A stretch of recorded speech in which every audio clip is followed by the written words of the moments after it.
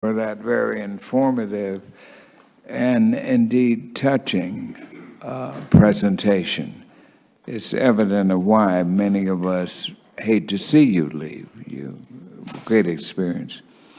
I'd like to start, and I'll start with this question. I have long been concerned and worked with you, as you know, through the years on our cross-border. Right now, our derivative swaps, that area is valued at over $820 trillion piece of the world's economy.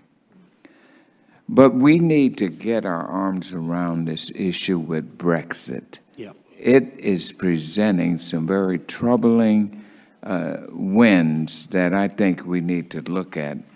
And I've done some background on it, but I'd like to get your perspective on this whole issue and the impact on our markets and our market participants. This Brexit thing keeps worrying me. My understanding that, of course, the United Kingdom is in the middle of what I call a drawn-out, bitterly difficult divorce from the European Union.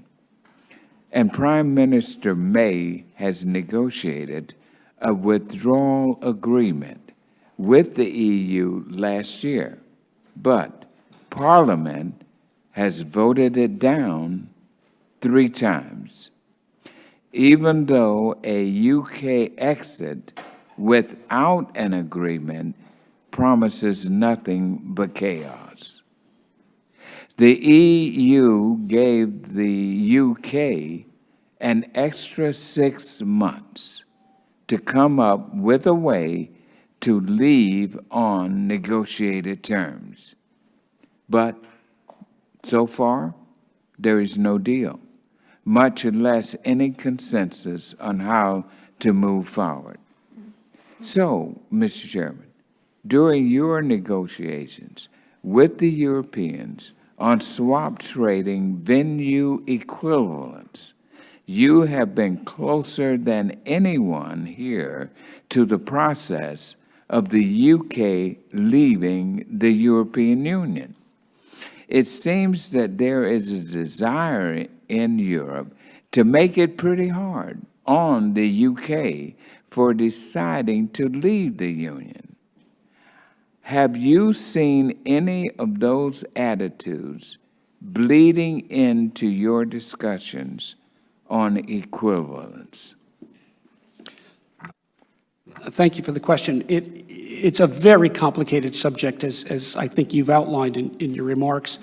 I think it's appropriate for the United States and as a public official in the United States to make clear to our European friends on either side of the English Channel that we take no view as to what's entirely a European decision about Britain's staying or going and what that means politically for Europe. But economically, it has a tremendous impact on us in the United States. Mm-hmm. There's 2 sides to our derivative markets. There's our listed markets, our futures markets that trade on exchange, which in many ways may be considered an export business, an important export business for the United States. And the global swaps markets, which are not traded on exchange, are traded over the counter, of which U.S. banks and financial institutions make up as much as perhaps 2/3 of the liquidity provision in those markets. And yet that entire swaps market is centered in London. London has emerged over the last several decades as the servicing center of this global swaps market that in your remarks you referred to in the hundreds of trillions of dollars in gross size. And that marketplace, for historical reasons, has become centered in London. So as the regulator of both our domestic export futures business and of the swaps, or the U.S. involvement in the swaps markets, we've been keenly focused on the impact of Brexit on these markets that we're charged to oversee. Yeah, I'm also very concerned. I want to be consistent with our time here. Yes. But I'm deeply concerned about something else, and that is there's this new EU law that's bubbling up, and it's called EMIR 2.2. Yep. Which could have major effects on our United States clearinghouses, potentially setting up the EU as a primary regulator over our own United States clearinghouses. This is a problem. And our U.S. clearinghouses, in addition to that, may even be required to fund ESMA, the EU regulator of all EU finance, through surcharges. Yes. Just for the privilege of their regulating us. I'm hoping that you will tell me that I've got it all wrong. I'm hoping. I know you are deeply engaged in the implementation phase of MR 2.2.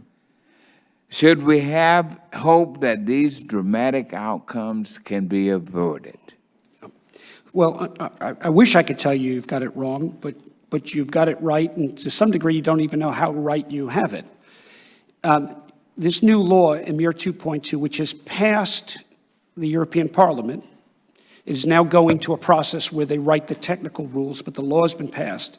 It assigns to a European body based in Paris called ESMA that you referenced, oversight over non-European clearinghouses, including potentially American ones, but deems them to be unqualified to regulate European ones. Mm-hmm. So they have the capacity not to regulate European clearinghouses, but to regulate non-European ones. It's completely unprecedented in the geopolitical realm. I know of no other body that has such powers, nor does it have experience in doing this because it's never regulated clearinghouses before. Mm-hmm. Unlike the CFTC, which in your opening remarks, you noted for 40 years we've been doing it as an independent agency, for another 30 years before that as part of the Department of Agriculture. So we've got 70, 80 years of experience regulating clearinghouses, and suddenly now, under this EMIR 2.2, we face the prospect of having to share oversight of our domestic American clearinghouses with a foreign regulator that's not competent to regulate its own clearinghouse, but is competent somehow to regulate Americans. I've said publicly, Mr. Chairman, that at least under my watch, and I know my pending successor, Heath Tarbert, has said the same thing, this will not happen. U.S. markets will stay under U.S. regulation under the oversight of its respective committees in Congress.